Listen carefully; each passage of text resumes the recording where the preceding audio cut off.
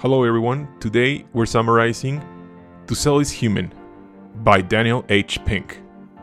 The first takeaway from this book is, selling, or at least moving others, is part of almost every job today. Even though the door-to-door salesman who used to peddle everything from mothballs to feather dusters may have disappeared, the activity of selling is still as relevant and vibrant as ever, and it's increasingly becoming part of everyone's job. In large companies, the traditional line between sales and other departments is blurring fast. Engineers, product designers, and customer support staff all interact with customers and can therefore help bring in sales. The enterprise software company Atlassian, for example, generated revenues of over $100 million in 2011 without a single dedicated salesperson. The same "we are all in sales" ethos also applies to entrepreneurs, soon to be the majority of the workforce in the United States. A startup usually can't afford a sales department, therefore everyone has to sell. In addition to sales activities creeping into many jobs, research shows that on average, people spend some 40% of their time at work engaged in so-called non-sales selling, meaning persuading, convincing, and influencing others. In other words, we spend half of our time at work trying to move people. Non-sales selling is perhaps most important in the education and medical industries. A teacher persuades students to trade their time and energy for an education. A doctor persuades patients to give up pork chops they love for better health. Considering that EdMed is now the largest job sector in the US economy and growing fast, it's clear that moving people is becoming an increasingly important part of Americans' work. The transforming landscape in both sales and non-sales selling is making most of us some sort of salesperson. The next takeaway from this book is, honesty and service are the new tenets of sales. Indeed, salespeople used to be able to get away with almost anything in the past because it was the customer's responsibility to not make a bad purchase, a policy known as caveat emptor, which in English will be buyers beware. With used cars, for example, customers could be duped into overpaying for a poor product because the seller knew much more about it than the customer. There was an information asymmetry. The internet has radically changed this dynamic. Looking to buy a new Nissan Maxima? You can go online and find information on car values, technical specifications, and reviews of dealerships in your area. You can also expose a dishonest dealer online, doing serious damage to their business. We have gone from caveat emptor to caveat venditor. Sellers beware. The internet has made honesty and transparency vital for most sellers because the seller can no longer function as a custodian of information. She must become more service-oriented, asking the customer questions and helping him understand the flood of information available online. This same trend applies to non-sales selling as well. Teachers and doctors are no longer the keepers of knowledge on topics like the Crimean War and irritable bowel syndrome, as students and patients can find information online from themselves. Hence, the value of their work must come from the service they provide, curating and explaining the information. This radical change also means that the famous ABC of selling, always be closing, is hopelessly outdated. Instead, a new ABC of moving people is needed: attunement, buoyancy, and clarity.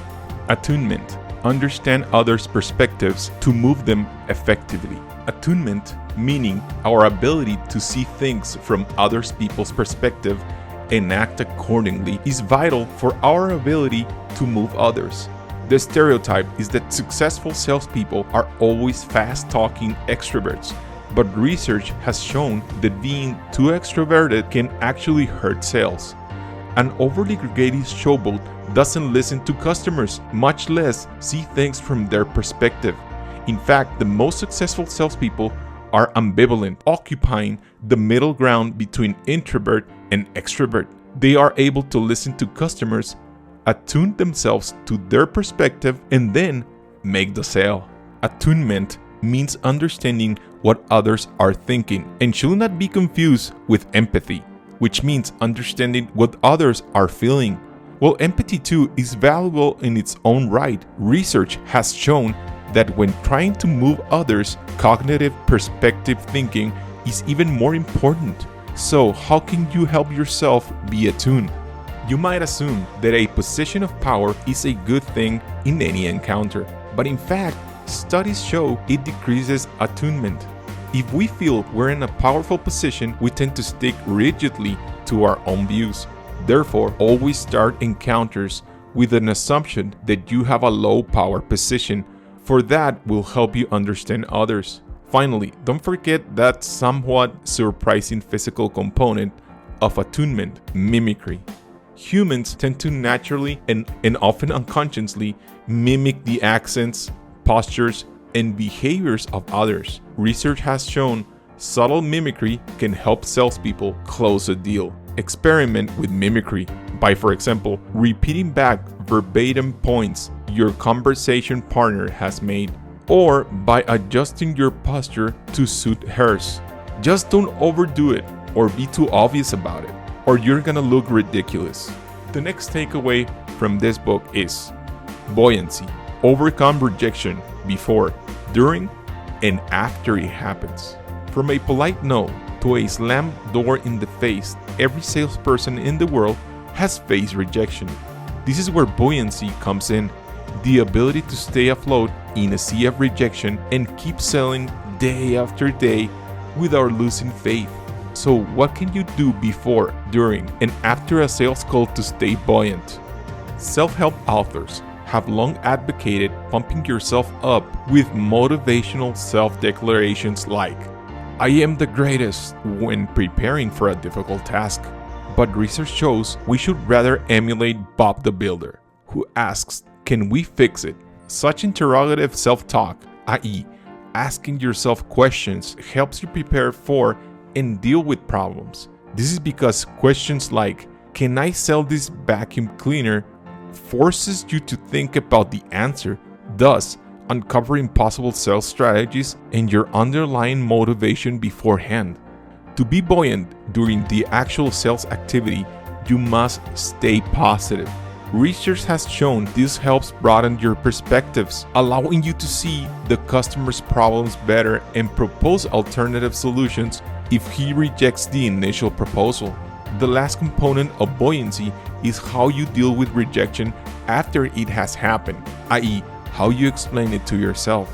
Research has shown that a salesperson who sees a rejection as something temporary, specific, and external, for example, "Today was a bad day to sell because this merchant has a full stock already," will likely sell more than a salesperson who sees things as permanent, pervasive, and personal. For example, "I'll never sell anything to anyone since I am a horrible salesperson." If your explanations are closer to the latter, try to consciously analyze and poke holes in them. How do you know the customer was just having a bad day? The next takeaway from this book is clarity. Move others by helping them see their problems and solutions more clearly. Because salespeople, as well as non-sales persuaders like teachers and doctors, have lost their value as providers of information, they must find a new way of moving people. One key way they can do this is by providing clarity, which is helping people see their situation in a fresh light and from a new angle. One effective way to do this is to find problems rather than solve them. Sure, customers today can find whatever vacuum cleaner they need online, but what if they got their problem wrong?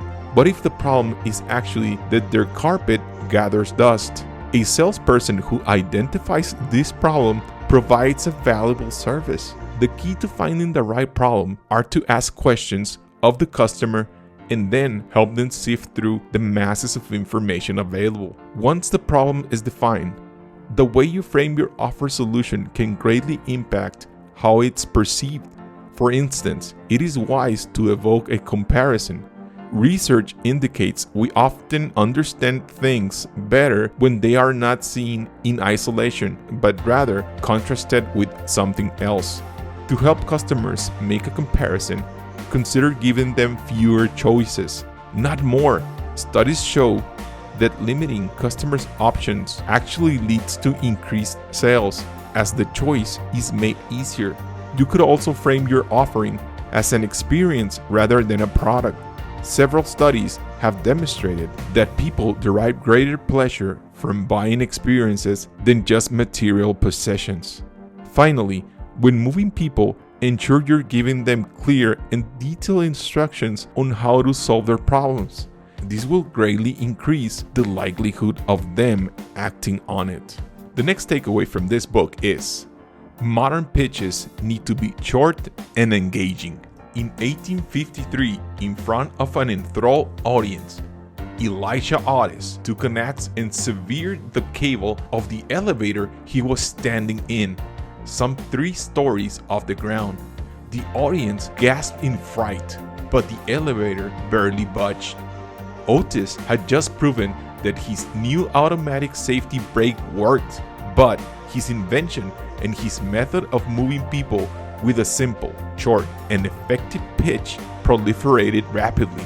Today's hectic information environment means that pitches must be even shorter and more engaging than in Otis' time, where no one will pay attention to them.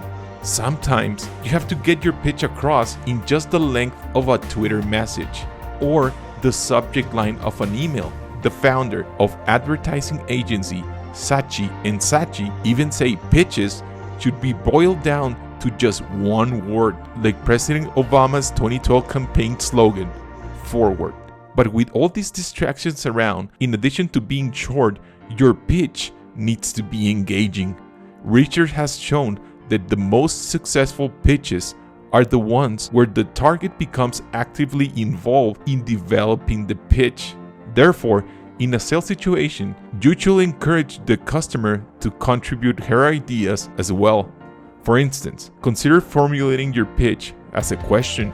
Before Ronald Reagan defeated Jimmy Carter in the 1980 US presidential election, he asked voters to consider whether they were better off now than they were 4 years ago. Those questions forced the people to come up with their own reasons for agreeing with you, making it easier to move them. Another almost simplistic trick is to use rhyming pitches. Research indicates people subconsciously think rhyming statements are more accurate than non-rhyming ones. Hence, pitches that rhyme are more than fine. The next takeaway from this book is: borrow techniques from improvisational theater to use in your sales. Just like actors in a theater, salespeople used to rely on pre-prepared scripts. Each sales call was to follow a set course that had been determined to produce results. In some companies, even the body language of the salespeople was scripted. But today's dynamic and complex sales environment demand a more versatile approach than the mere robotic reading of sales scripts. Just as unscripted, improvisational theater, improv, reinvented classical theater by focusing on open-mindedness and cultivating the interaction between actors. So, can the same elements help in making a sale today?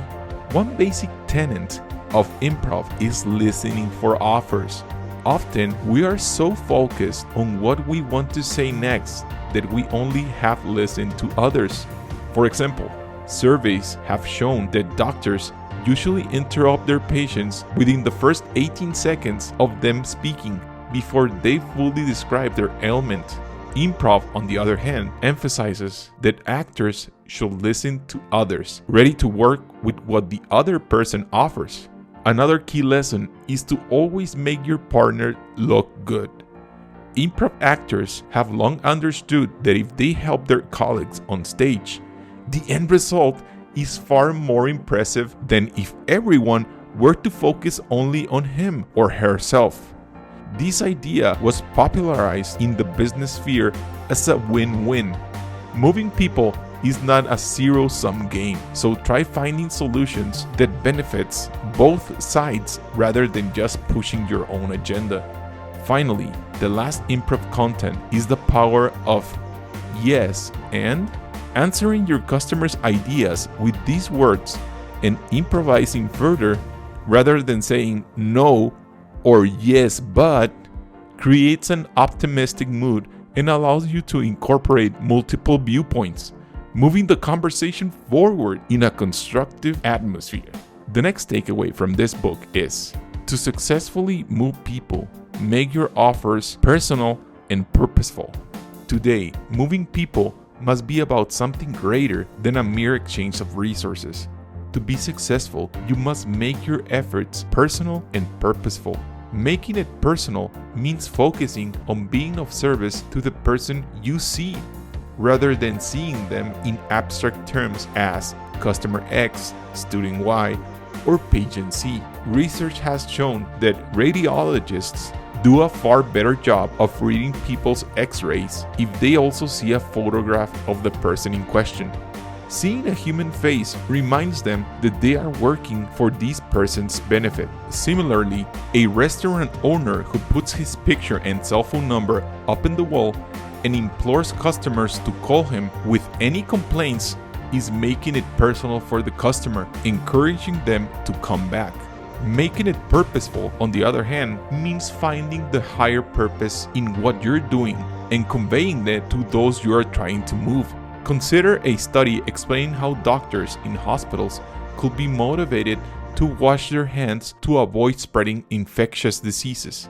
One form of encouragement was tied to doctors' own health. Hand hygiene prevents you from catching diseases, whereas the other was tied to protecting patients' health. Hand hygiene prevents patients from catching diseases. The study showed that the encouragement in line with the de facto purpose of the hospital, which is curing patients, was much more effective and got doctors to wash their hands more frequently.